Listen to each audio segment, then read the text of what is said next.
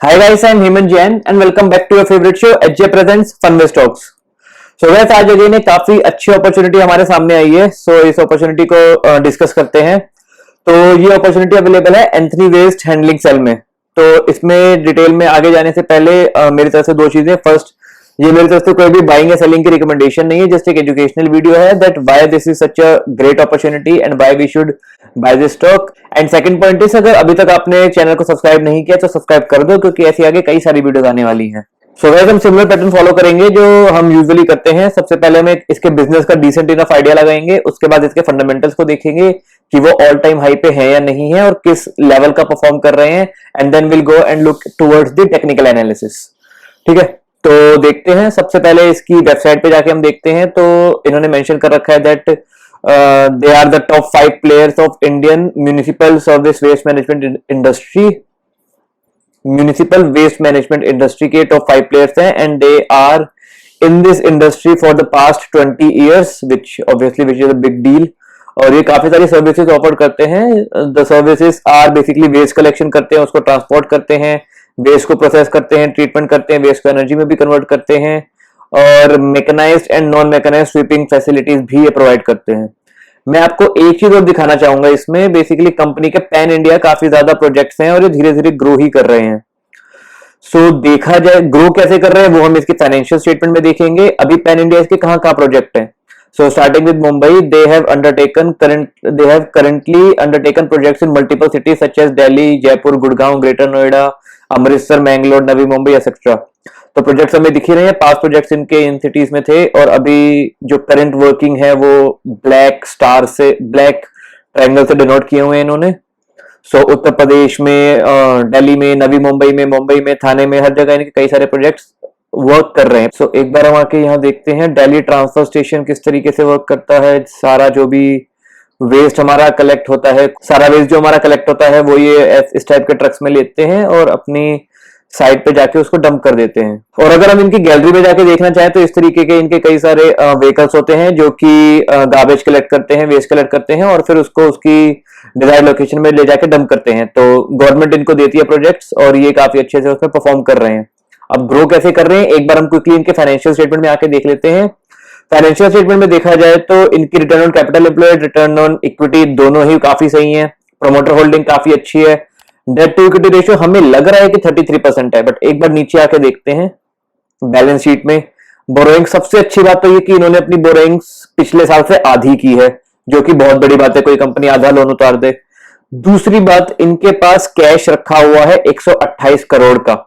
तो यार इनके पास 128 करोड़ का कैश रखा हुआ है और उस कैश के ऊपर 115 करोड़ का लोन है. तो एक तरीके से लोन है ही नहीं ना. Company basically net debt free है. डेट फ्री कंपनी वो होती है जिन पे जीरो लोन होता है, और नेट डेट फ्री कंपनी वो होती है कि जिन पे लोन तो है लेकिन लोन से ज्यादा उनके पास कैश है. तो उसमें कोई इश्यू वाली बात यहां से है नहीं. और अगर मैं कंपनी का मार्केट कैप देखूं तो कंपनी अभी भी स्मॉल कैप ही है. सिर्फ 910 करोड़ की मार्केट कैपिटलाइजेशन है, विच मीन्स कि कंपनी में काफी ज्यादा ग्रोथ का भी पोटेंशियल है. और नीचे जाकर इसके एक बार हम फाइनेंशियल्स को देखते हैं. तो अगर क्वार्टर ऑन क्वार्टर बेसिस पे देखा जाए तो कंपनी के सेल्स लगभग 100 करोड़ से हर बार ऊपर ही रहे. बस जून में कम हुए थे because of pandemic. So obvious reason है. और अगर इसकी हम नेट प्रॉफिट की बात करें तो वो जून से ही कंसिस्टेंटली इंक्रीज कर रही है क्वार्टर ऑन क्वार्टर बेसिस पे. मार्च में थोड़ी सी कम हुई है बट ठीक है. एटलीस्ट सेल्स इंप्रूव हो रही है, तो इनके ऑपरेटिंग प्रॉफिट मार्जिन भी अगर स्टेबल इनफ रहेंगे तो चीजें सही वर्क करेंगी ही. और एक बार अगर हम ईयरली बेसिस पे देखें तो इनकी सेल्स 220 करोड़ से ग्रो होते हुए ईयर ऑन ईयर बेसिस पे कंसिस्टेंटली इंक्रीज हुई है और अभी 450 करोड़ चल रही है. ऑपरेटिंग प्रॉफिट मार्जिन 67 करोड़ से स्टार्ट हुआ था और अभी वो ग्रो होते होते 115 करोड़ चल रहा है. नेट प्रॉफिट अगर देखें तो 17 करोड़ से स्टार्ट होते होते वो 45 करोड़ चल रहा है. तो सारी financial figures are at almost all time high. मतलब operating profit all time high पे नहीं है, इससे पहले ज्यादा था, लेकिन नेट प्रॉफिट उसके बावजूद ऑल टाइम हाई पे ही है. बोरोइंग्स की बात मैं आपके सामने कर ही चुका हूं. Financial ratios, ROC value are consistent enough, stable enough and they are maintained. Promoter के पास देखें तो 46% होल्डिंग प्रमोटर के पास ही है. एंड गाइस, अगर हम एफआईएस में आके देखें तो एक इंटरेस्टिंग फैक्ट इसमें दिखता है कि एमआईटी जो यूनिवर्सिटी है, Massachusetts institute of technology, company ने भी इसमें अच्छी खासी अपनी होल्डिंग बनाई हुई है और वो रिसेंटली इंक्रीज ही की है, जो कि अगेन एक थोड़ा सा कॉन्फिडेंस एक्स्ट्रा प्रोवाइड करती है कि जब ऐसी यूनिवर्सिटीज ऑब्वियसली काफी ज्यादा ड्यू डिलिजेंस करने के बाद ही इन्वेस्ट करती होंगी, तो एक थोड़ा सा कॉन्फिडेंस और आता है। और पब्लिक में देखें तो पब्लिक के पास 19% है, विच इज ओके इनफ। तो यहाँ पे सारी चीजें सही हैं, मुझे फाइनेंशियल्स में कोई भी प्रॉब्लम नजर नहीं आती है। सबसे अच्छी बात है, कंपनी ऑलमोस्ट डेट फ्री है, नेट डेट फ्री है, तो ज्यादा घबराने वाली बात मेरे को नहीं लगती है। How I define these things are कि कंपनी को बर्बाद उसका लोन ही करता है। तो ऐसी छोटी कंपनी पे अगर किसी पे बहुत ज्यादा लोन होता है तो मैं उसमें इंटरेस्टेड नहीं होता हूं। मैं ऐसी छोटी कंपनी जो है 1000-2000 करोड़ मार्केट कैप से कम वाली कंपनीज में आपके सामने तभी लाता हूं जब मेरे को दिखता है कि एक तो उसका बिजनेस भी ग्रो कर रहा है और वो ग्रोथ उसके नंबर्स में भी है, एट द सेम टाइम उस कंपनी पे लोन बहुत ही कम है, बहुत ही कम है। तो ये लोन ना के बराबर है, सो एवरीथिंग इज फाइन। और अगर हम इसके चार्ट पैटर्न्स को देखना चाहें तो कंपनी ऑलमोस्ट कंपनी पे 51% ग्रोथ का पोटेंशियल है अगर अपने ऑल टाइम हाई को सिर्फ टच कर दे। ऑल्दो अगर मैं यहाँ पे देखूं तो कंपनी 20 के पी पे ट्रेड हो रही है, which is okay enough. So company बहुत ज्यादा अंडर वैल्यूड नहीं है। सो मैं ये कंपनी क्यों लाया हूं? मैं तो जनरली वैसी कंपनीज लेके आता हूं आपके सामने जो इवन ऑल टाइम हाई तक जाने में काफी ज्यादा पोटेंशियल होता है और जो काफी ज्यादा अंडर वैल्यूड होती है। तो ये कंपनी मैं इसलिए लेके आया हूं आपके सामने क्योंकि इसमें ग्रोथ पोटेंशियल बहुत ज्यादा है। जो आपको ये फिगर्स दिख रही है ना, ये 28 करोड़ से 2-3 साल में ग्रो होते होते 45 करोड़ हो गई हैं, लगभग डबल के अराउंड हो गई हैं। इवन 17 करोड़ का डबल इज 34। तो इन अ मैटर ऑफ 5 ईयर्स ये डबल से ज्यादा हो गई है, इवन 2.5 गुना हो गई है।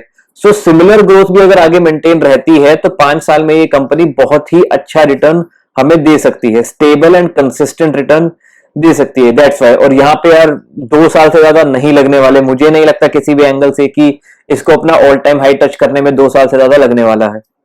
और 2 साल लग भी जाते हैं तो मैं वेट करने में इंटरेस्टेड हूं, not an issue. So guys, इसके साथ साथ मैं एक स्टॉक की और डिस्कशन करना चाहूंगा जो मैंने पहले डिस्कस किया था 2 महीने पहले। सो वो स्टॉक है अवंती फीड्स।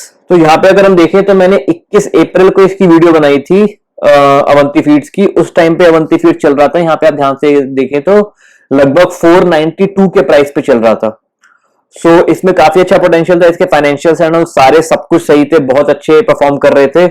तो एक बार देखते हैं कि अभी ये स्टॉक कहां पे है। सो अभी ये स्टॉक 572 पे चल रहा है। ऑल्दो ये स्टॉक रिसेंटली 615 पे भी गया था। तो कोई अगर एंटर करता तो 20-25% गेन लेने का विद इन अ मंथ बहुत ही अच्छी अपॉर्चुनिटी थी, बट नॉट एन इश्यू। अगर आप तब एंटर कर चुके होते तो 49 पे, तो अब आपके पास एक काफी अच्छा खासा 15% गेन होता, बट नॉट एन इश्यू। आपने नहीं किया तो अभी भी इसमें डिसेंट इनफ अपॉर्चुनिटी है। ऑल्दो मैं ये नहीं कह रहा हूं कि अब एंटर कर जाओ, तब करते बेटर रहता, लेकिन अभी भी इसके फाइनेंशियल्स आर इंटैक्ट। इसके फाइनेंशियल्स अभी भी काफी ज्यादा अच्छे हैं। एक बार हम देख लेते हैं दोबारा से। यस, डेट इस पे 0 ही है, डेट इन्होंने नहीं लिया है। पी रेशियो अभी भी 21 पे मेंटेन है। और इसके अगर मैं फाइनेंशियल्स पे नजर देखना चाहूं तो 360 करोड़ का प्रॉफिट चल रहा है। ऑब्वियसली ऑल टाइम हाई नहीं है, लेकिन बहुत ही कंसिस्टेंट ग्रोथ हो रही है इसमें, जो कि अपने आप में बहुत बड़ी बात होती है। सो अगर आप चाहो तो अभी भी इसमें बहुत ज्यादा कहते हैं ना अपॉर्चुनिटी मिस नहीं हुई है, आप पोजीशन बना सकते हो।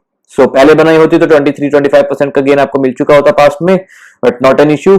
सो जस्ट एक अपडेट देनी थी कि पास्ट में मैं जिन भी स्टॉक्स की वीडियो बना चुका हूं, अब से मैं हर वीडियो में वैसा कोशिश करूंगा कि एक स्टॉक एटलीस्ट डिस्कस करूं कि पास्ट में इतने पे वीडियो बनाई थी, अभी भी अपॉर्चुनिटी अवेलेबल है या नहीं है। सो इसमें डिसेंट इनफ अपॉर्चुनिटी अभी भी अवेलेबल है।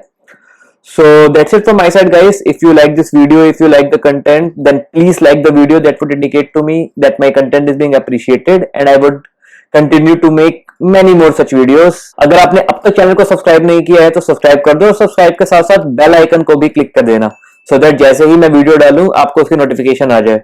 एंड गाइस, ये वीडियो बेसिकली डेली सुबह 9 बजे आया करेगी एक video. So I try my best कि डेली सुबह 9 बजे आपको एक वीडियो मिल जाए, चाहे आपको एजुकेशनल बेसिस वाली मिले, चाहे आपको ऑप्शन ट्रेडिंग के नॉलेज से रिलेटेड मिले, या आपको कोई भी स्टॉक की एजुकेशनल वीडियो मिले। Not recommendation, educational video. मैं कोई भी बाय सेल की रिकमेंडेशन नहीं देता हूं। वन मोर थिंग गाइस, अगर आप कमेंट में thank you for this video लिखोगे तो मेरे को दिल से बहुत बहुत बहुत अच्छा लगेगा और मैं ऐसे आगे कई सारी वीडियोस बनाऊंगा। So thank you guys, take care and stay safe.